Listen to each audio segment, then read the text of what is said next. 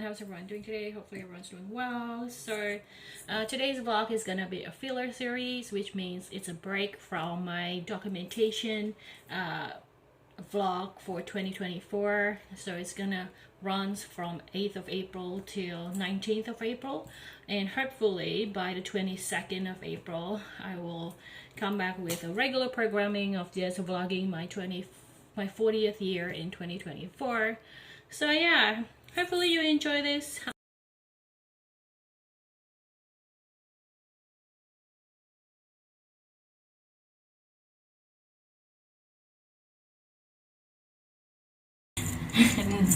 I'm going back to my shameless 20s. And Deborah Lee Frennes, like, you know, the couples. So this was like 20 years ago, like before. So so their career probably just started. Not just started, but like the Hugh Jackman Hollywood career probably just started. I never seen any of these people, by the way. I only seen like the Australian celebrities. But the job is pretty boring, and it was really like administration, a lot of reception work, and sometimes debt collecting works. Sometimes you get yelled at by clients because they want their money back, their refunds, and you know, it was not a pleasant job, but it was just a corporate office job, like just a normal corporate office job, even though like the industry itself was a self-help industry. So that's how I spent the first 5 years, working lots of retails, working the self-help industry, and at uni. Not sure what I'm gonna do with my life. And then a year after I finished my master, I got my citizenship, because the trauma of not knowing what happened when you have a visa, you know, having your student visa is always like, oh, I just didn't like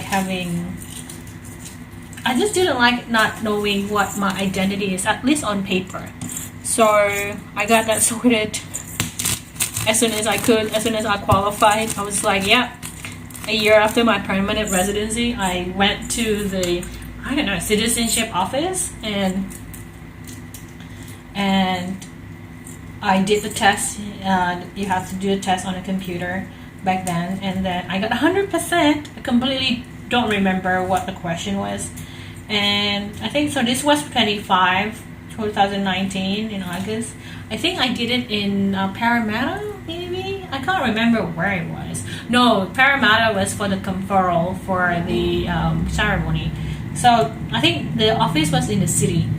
So, and then apparently, after you finish the test, you're supposed to go home and then come back again to the office to make another appointment for the interview.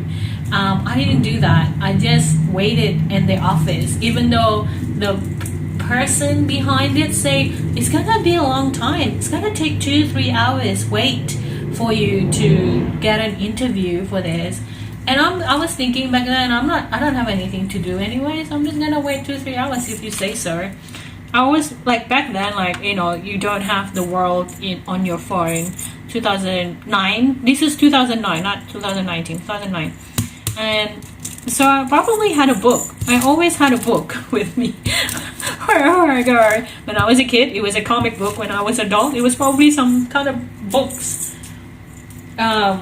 This was probably my pretentious era, so it was probably, I don't know, a non-fictional book, a self-help book, a new age book, some kind of book. I'm just gonna sit here and I'm gonna wait it out. And I think it wasn't even an hour. It wasn't even half an hour. Like, it wasn't long from when I sat down after I finished my test till the time I got called onto the interview. It's basically just a series of tables where you just, and this is the waiting area, and that's the interview section. So you just get pulled, and then you sit down and you just talk to the interviewer, and there was no barrier, so it's just a desk.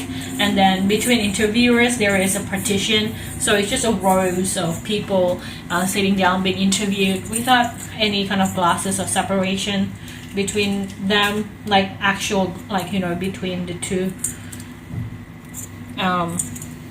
interviews that are happening, or the multiple interviews. So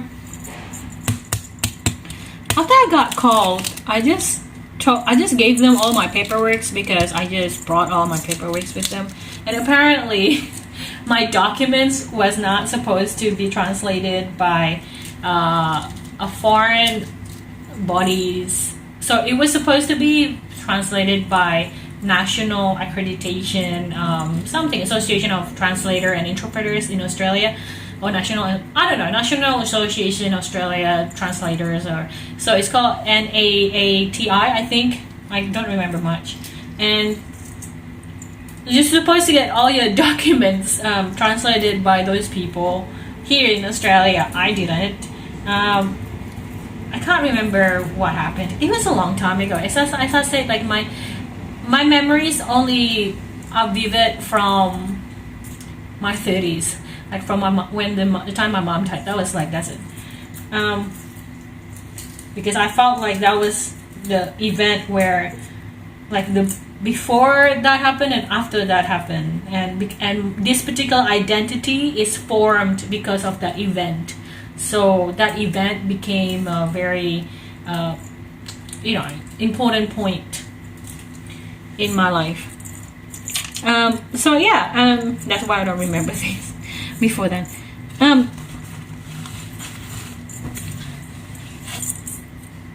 So yeah, when I sat down, I was like, the person was basically saying, "Oh, this is not supposed to be translated by other bodies except for the national translator in Australia." And I'm like, "Oh, really?" And then he just like, "But that's all right." And he just kept going, and he just approved me. And in 5 minutes, he basically said, "All right, your citizenship ceremony is gonna be, I don't know, like, the ceremony is gonna be mailed, like you're gonna be informed when the ceremony will take place, and from then on you can apply for your passport afterwards, after the conferral happened, the ceremony happened, and yeah, that's it, like, you don't have to come in to interview anymore, so this is the last stage." I was like, wow, that was really quick. Lucky I didn't follow their advice to go home and to set up another date for the interview. I just finished the whole thing in like 2 hours, from the test to finishing the interview. So, and I think one of the reasons why it's probably important to show up in person, I got lucky, I'm pretty sure, was because when you're in person, I didn't know that you have to get it translated by the National Association of Translators. So I'm like, and then they just looked at me and gave me like a 3-minute decision, like a 3 seconds decision making process, and they're like, "Yeah, that's all right." Like, I think maybe they can just tell that it is correct documents or whatever. But that is the benefit of having a face-to-face thing, is like,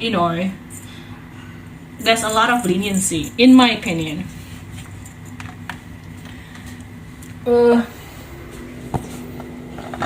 And so that was like the marking of my 25th year. I just became Australian citizen, and then life didn't really work out well. After that, what did I do? I still maintain my feeling of feeling lost and not sure what to do, and so I was basically let go from that self-help company, and I think that was the last time I worked with them, because I didn't sign a contract, because they have basically made me into a seasonal contract worker, and I was the only contract worker that didn't sign up onto a contract, so they let me go. And from then on, I think this happened in the same time as my conferral as well, like 2009. So I became very lost, I guess. And this was also the GFC. This is when the GFC happened. We call it the global financial crisis. I think if you're in America, it's called a recession. So I got $900 from the government. That was nice. Because of like, it was a stimulation check, I think.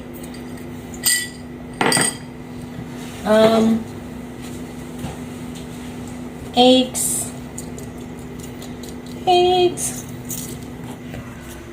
So that was good, and I didn't do anything. I am very, very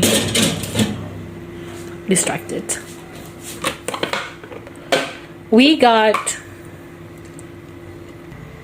I experimented a lot. I did tarot readings.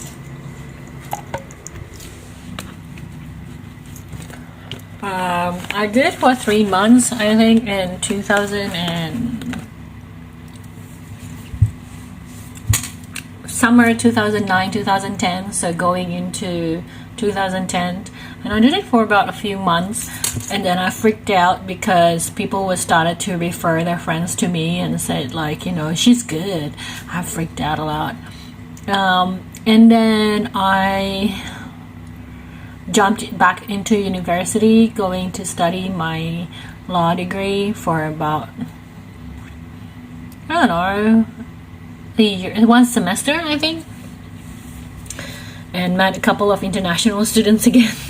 I didn't like that because I felt really poor around them, because they just talk about like, you know, buying a Burberry $6,000 is so cheap, while I was making, I don't know, $300 from working in Boost Juice.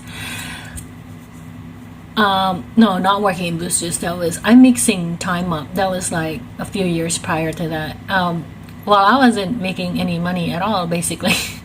So that was really bad. And then I think the same. So 2010, so I was 26 by now. So after a semester, by the same time I got my law degree, like, no, by the time I started my law degree, I can't speak already now because it's already been like 7 to 8 hours of me speaking. If you guys are still here, why?